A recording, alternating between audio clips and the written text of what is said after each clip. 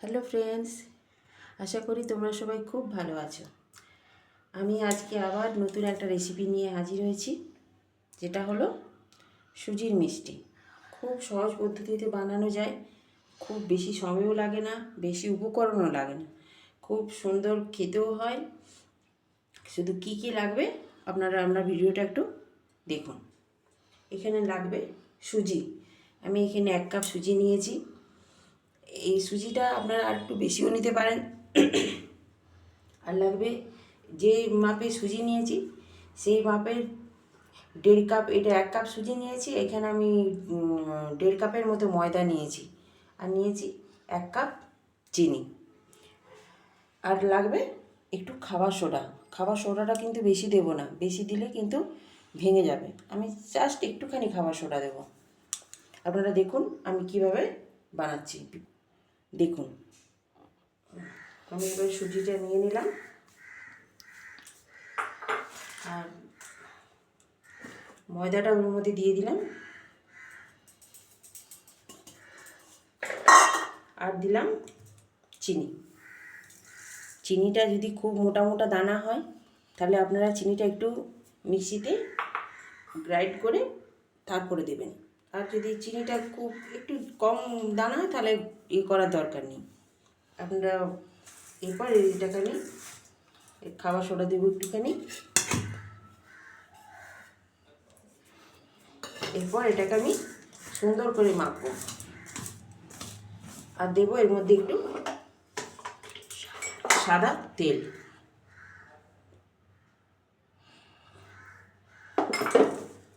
আপনারা ঠিক এইরকমভাবে বানাবেন, দেখবেন খেতে অপূর্ব লাগবে।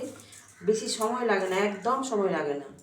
10-15 মিনিটের মধ্যেই আপনার সুন্দর সুজির মিষ্টি বানানো যাবে। আপনারা খেয়ে দেখবেন, খেয়ে আমাকে বলবেন কেমন হয়েছে। দেখুন আমি সুন্দর করে মেখে নিয়েছি। ডোটা খুব নরম হবে না, খুব শক্ত হবে না, একদম মিডিয়াম সাইজের হবে।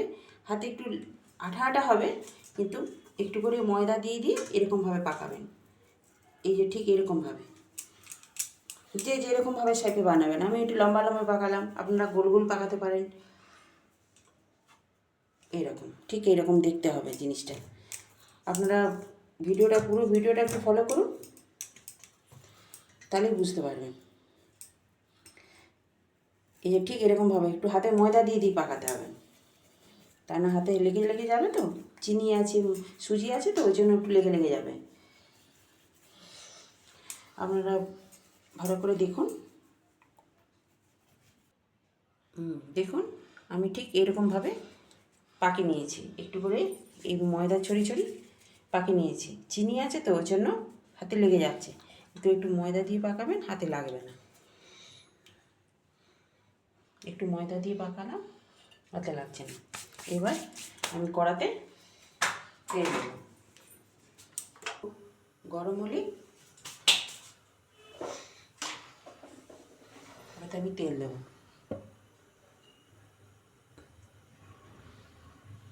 তেলটা একটু বেশি করে দেব। আস্তে আস্তে, খুব আস্তে আস্তে উল্টাতে হবে, যাতে ভেঙে না যায়। দেখুন আমার তেলটা গরম হয়ে এসছে। এবারে আমি একটা একটা করে দেব। আমি কিন্তু বেশি দেব না, যাতে গায়ে গায়ে লেগে যাবে সেরকম দেব না, জাস্ট 2 কি 3টে দেবো। খুব আস্তে আস্তে কম ফ্লেমে নাড়তে হবে, খুব কম ফ্লেমে আস্তে আস্তে নাড়তে হবে, যাতে ভেঙে না যায়। দেখুন আমার ঠিক ভাজাটা এরকম দেখতে হবে।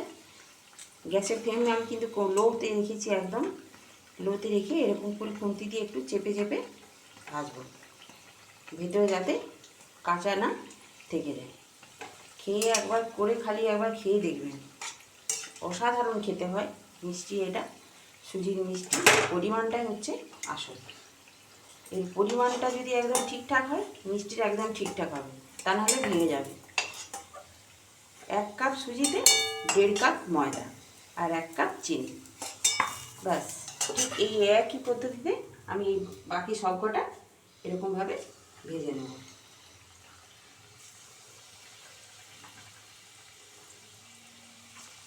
দেখুন বন্ধুরা, আমি এরপর সবগুলো এরকম করে করে এই সব করা যা ছিল সব আমি এর উপরে ভেজে নিয়েছি, ভালো করে ভেজে নিয়েছি। আপনারা এরকমভাবে বাড়িতে করে একটু দেখুন, খেতে অবশ্যই ভালো হবে একদম। আপনারা করে আমাকে কমেন্ট বক্সে একটু জানাবেন প্লিজ কেমন হয়েছে, আর ভালো লাগলে একটু সাবস্ক্রাইব করবেন।